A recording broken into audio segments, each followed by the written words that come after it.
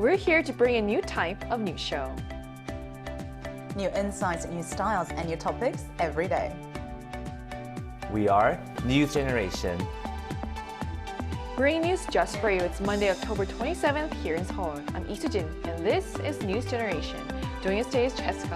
Happy Monday, everyone! Happy Monday. It's Monday! So Jung is with us. Happy Monday. Happy Monday. And both are here to speak on behalf of people in their 20s and 30s. So it's Monday and we're kicking off another work week, and it's the start of a new work week, which is probably making us dream even more about escaping to maybe somewhere far away where life feels a little easier. So well, imagine this, a job overseas that offers a 10 million won or nearly 7,000 US dollar monthly salary, free housing, 2 meals a day, and even flight tickets. Sounds almost too good to be true, right? But if you actually had the chance, would you take it, Julian? I mean, Wow. based on just that information, I don't think so. Oh. And here's my reason. Although it does look like to be a good deal, there are many factors to consider than just benefits and salary. And to be frank, if there's a job posting and that's all the information available, it is likely to be a scam. But if we were to assume that it's not a scam, though, I'd have a little more questions regarding the job. But so far, the salary and the benefits is not something I'm mad about. So, How could you be mad? It sounds way too good. yeah, So exactly. many benefits right there, yeah. Yeah, but I think there's just so many things to consider, and you have to really see if you're a good match for the experience. Work-life balance is also a huge factor to consider, and other conditions that could possibly be deal breakers are things to consider instead of just the benefits and the salary. So you're actually on the search for a job. Which of these benefits would you be most inclined to kind of go for?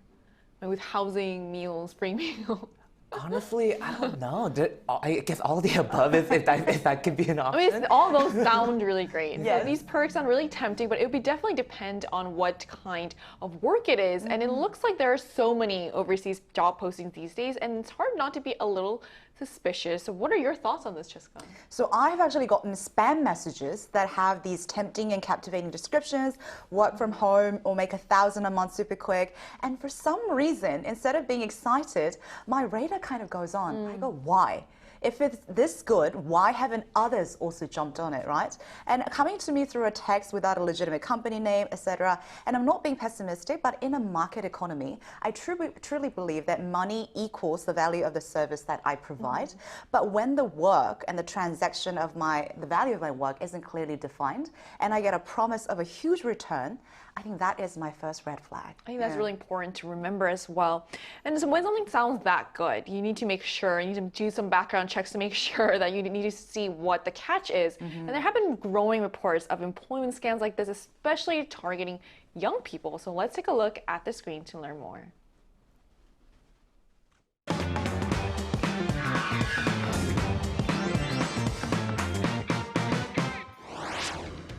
The recent reports of alleged employment scams, illegal confinement, and even torture of South Korean nationals in Cambodia have sparked serious discussions about overseas employment and, more specifically, job scams. What's even more concerning is that many of these scams are targeting millennials and Gen Zs. So today on News Generation, we're diving into why young people are especially vulnerable to such schemes, the common traits of job scams, and what can be done to protect ourselves from becoming victims. So as we just talked about in our intro, these employment scams are becoming increasingly sophisticated. They post on job search sites, advertising incredible benefits, high salaries, housing, meals, even flight tickets, all to lure people in. But once victims arrive, the reality is completely different. And what's particularly troubling is that these criminals are targeting millennials and Gen Zs the most. So how are young people being targeted, Jessica? Yeah, as you said, we usually start with a very, very lucrative and almost too perfect offer that get young people hooked. I mean, after all, when the job market is tough, these type of ads are bound to catch people's attention very quickly. Alas, once you get caught and you find out what's truly behind it, it's mostly extremely illegal and dangerous off-the-market jobs. For instance, there can be illegal casinos, gambling, and multiple ladders and stages of voice phishing, scams, and fraud. And in extreme cases, because there are young people without a lot of experience in society, they get into it too deep and end up in unspeakable unspeakable situations. We're talking about hostage, violence, abuse, and sometimes even have to risk their lives. And I know this is really sad, but I actually have an anecdote of a few people who actually got involved with voice phishing and got caught. And do you know what their job was when they got the offer? It was literally sitting down at a desk and just transfer and wire money. That was it. It was a simple job, and they got paid a lot, so they got really into it. Turns out it was one of the steps of voice phishing. So they were pawns, and they were the ones that got caught, and the real scammers who hid behind the scenes, they never got caught. I think that's also why it's so easy to get into, because it seems like such a simple task. All you have to do is transfer money. It's like it's such an easy thing to do. But it's horrifying how quickly what seems to be a promising or easy opportunity can turn into a dangerous situation. And what's even scarier is a lot of these scams look completely legitimate at first. They use trusted job platforms a lot of time and very polished postings. So we're talking about real lives being put at risk here, not just financial loss, but violence, confinement, even death in some cases.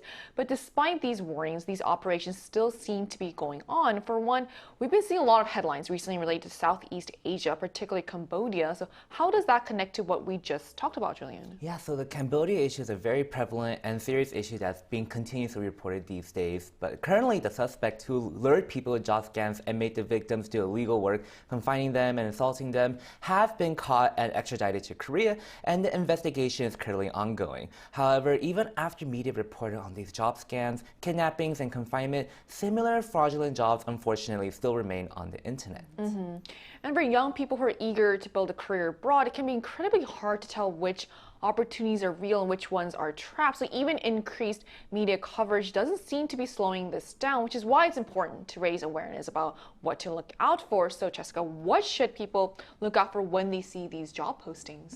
So I'm a firm believer in that sometimes things can be very good to be true, but only upon checking and rechecking. So when it sounds too good, but isn't quite verifiable, that could be the first sign. So let's take a look at the screen to spot some of the characteristics of job scams and conditions they come in. Now, it's usually a combination of a few of these or all of them. So job posting that reads like, Julian, are you listening? Quote, we give you an extremely high salary for a very simple job. Example, just transfer money, like I talked about in my episode, answer calls, or go somewhere and pick something up. We also provide attractive benefits, housing, meals, and flights, Susan, like you mentioned, sometimes I think to lure in foreigners, and would most likely say that they use very specific apps for work purpose that end up being untraceable. So on the surface, as you can see, it hits pretty much all the golden boxes for what any job seeker would dream of. Right, so all these the jobs that they describe sound so easy compared to how much you're getting paid for. So and it also sounds trustworthy on the outside. So scammers really know how to target what young job seekers want the most: stability, benefits, and an easy entry point. Yes. So these red flags are definitely there, but they're often hidden behind perks that seem too tempting to ignore. So do you know of any other ways employment scams tend to happen, Julian? Yeah, so besides the information that goes into resumes needed during the hiring process, demanding communication or financial information, or making applicants open things like additional bank accounts or mobile phone lines is also characteristics of job scams. Therefore, if you feel like a hiring manager is asking too much personal information, just like the things I mentioned earlier, trust your instincts and do not provide that information to them. No regular job will ever require an applicant to open a new bank account or a separate phone line, especially before the offer letter and before you sign the offer letter. These are just things that there's no reason why they need that from you. Way too fishy. Right. I mean, like you said, no legitimate employer should ever be asking you, like you said, to open a new bank account or a separate phone line just for a job. But unfortunately, even though it seems really obvious, many young victims only realize these things when it's already too late. So if someone does get trapped in one of these situations, what happens next and what legal protections are available? So to help us understand all this, we're going to speak with a legal expert, and that conversation will take place right after the break, so don't go anywhere.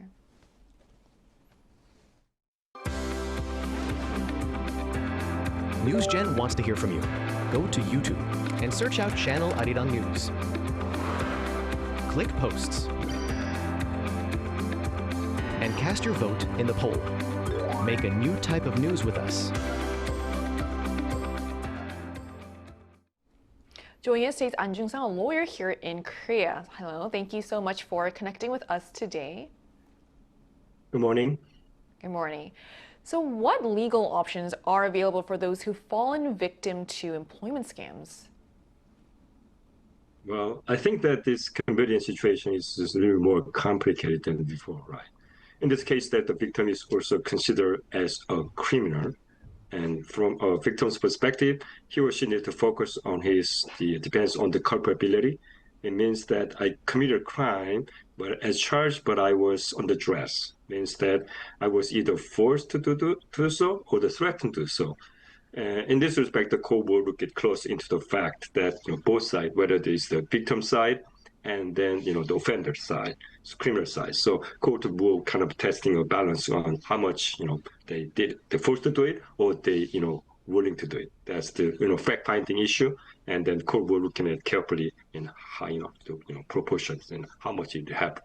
And sometimes some people change their mind, right? Sometimes maybe you went to go to Cambodia without knowing exactly what happening, and then in some point maybe you change your mind and you might court might see that look at that, and someone actually changed their mind and then voluntarily join the criminal act. That would be the beginning of the criminal situation. We've talked about the fact that a lot of young people are falling prey to these kind of scams. So what happens if someone is forced to take part in a crime after being tricked by these type of job scams? Would they still face punishment? Actually, it's a very tough question because that really depends on the fact finding. I think they call it case by case situation because the criminal law, there's a special provision, right, saying that basically the criminal defense on duress defense under the Korean criminal code, and it basically means that we call like willful blindness. If you committed some crime, knowingly, it was the crime. That's we call willful blindness, and really depends on the fact finding. And Korean court we're looking at where someone have the willful blindness for this situation. But however, if we court do not find, so it's based on if you have a knowingly did it or you intentionally did it.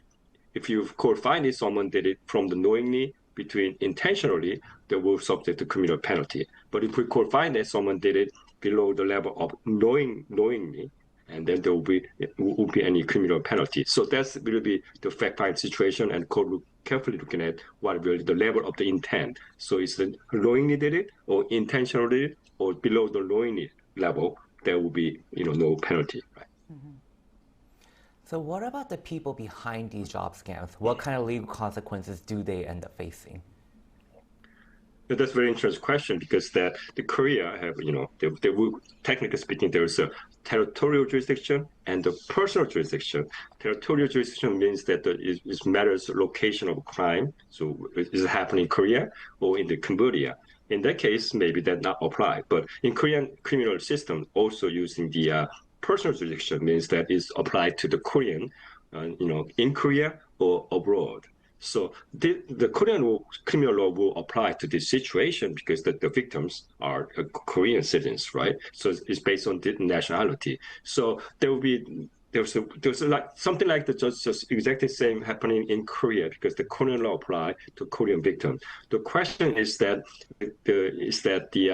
if they committed there, if you're the leader of the crime, something right there, or in the crime situation, Cambodia, that's very severe penalty, just like you did it in Korea, like a voice fixing issue. So it doesn't matter what happens, as long as you're the Korean national, you're holding the Korean passport, the Korean law apply. Also, the Korean law will penalize some of it commit crime in overseas. Also, will protect if the court find that they didn't commit under duress. So there's no difference.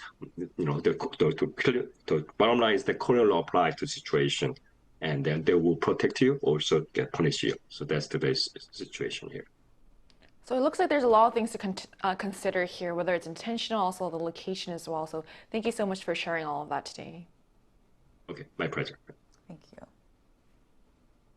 We've just spoken with a legal expert about how the law handles individuals who are coerced into committing a crime and the consequences that perpetrators will be facing. But these employment scams aren't just affecting South Korean citizens. So can you tell us how these schemes are targeting people from other countries as well and what's known about these cases, Jessica? Yes, absolutely. We're seeing very similar cases across Southeast Asia. About 3 years ago, there was a case of more than 40 Vietnamese who escaped from a casino compound in Cambodia where they had been held against their will.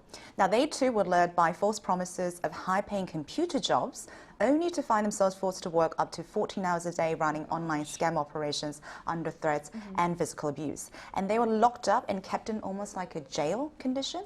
And this isn't an isolated case. Many victims, those that do come out alive, choose to actually not report their activities. And I think they fear the consequences and repercussions from the scammers, but also from the legal part as well. Yeah.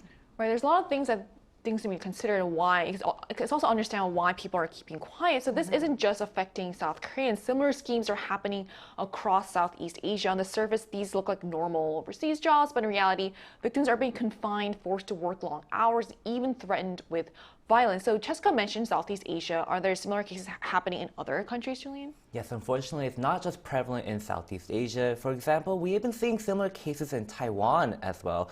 Victims reported being deceived by ads claiming that they could live in luxury hotels and earn lots of money, only to end up in confined so-called scam compounds and forced into labor. And more recently, the United States and the United Kingdom imposed sanctions on the Cambodian criminal organization known as the Prince Group, which has carried out job scams and illegal fishing towards it, targeting their citizens. And these schemes are getting more and more sophisticated, and there has to be something done to protect these job seekers from being victims of these crimes, and serious international response is actually needed to address this issue. I hear about these compounds and also groups like the Prince Group puts things really into perspective, and it's a stark reminder of how sophisticated and dangerous these operations are, and the fact that the US and UK have had to sanction the Cambodia criminal group shows how serious their international response also needs to be. And all this really underscores that young job seekers worldwide are vulnerable. So Cheska, why are young people especially vulnerable to these scams? Yeah, I think it is the most unfortunate, but it has to do with the fact that the scammers are exploiting the fact that young people are the most experienced in pretty much everything.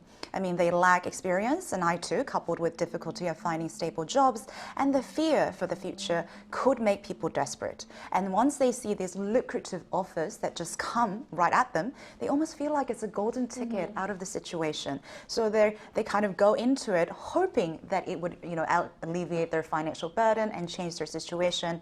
And the scammers know this too well and lure them in slowly by faking trust and legitimacy. And young people are prone to it because they're unaware of the details, and they're prey to something that is wrapped up in a shiny cover, and before they realize it's too late, they're into it too deep.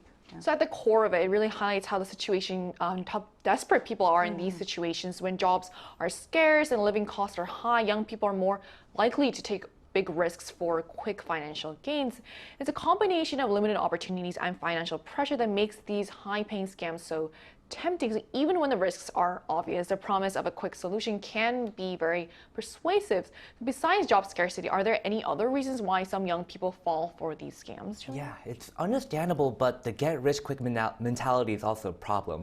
Now, many young people are actually very desperate to make money, a lot of money in the shortest way possible, in fact.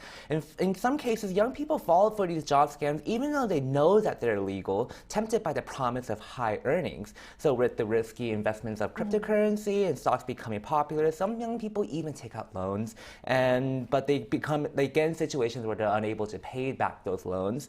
So these put young people in very vulnerable situations, and they're becoming very desperate, making them more susceptible to fall for these scams. And all this really shows that it's not just the lack of jobs. Sometimes young people knowingly take risks because the rewards seem so tempting. So it's a dangerous mix of financial pressure and the allure of fast money, and that's why it's so important to also talk about how to avoid falling for a job scam. So to close off our discussion today, what are some concrete steps or strategies people can take to protect themselves, Cheska? Yeah, I truly believe that awareness can be the first line of defense, and because there are no opportunities that should come at the cost of our dignity and our safety. And beyond the practical steps of verifying and always rechecking, which are also very important, I think we have to get down to why people fall prey to these kind of scams. And as we discussed in today's episode, I truly hope that the culture around job seeking and also employment struggling can be an open discussion, and also those coming out of possibly being tricked into these kind of things can speak up so that we can actually raise awareness too. Yeah. Right, raising awareness is really important. Also understanding their situation as well. So do you have anything to add to this, Julian? Well, everything that Jessica just mentioned, I 100% agree. But to add on top of it, given the tough economic situation our generation is going through, it does make sense why people are very, very desperate to quickly make money to get out of unstable financial situations. But when looking for jobs, I think it's really important to trust your gut instinct. Make sure that if you're getting uncomfortable requests such as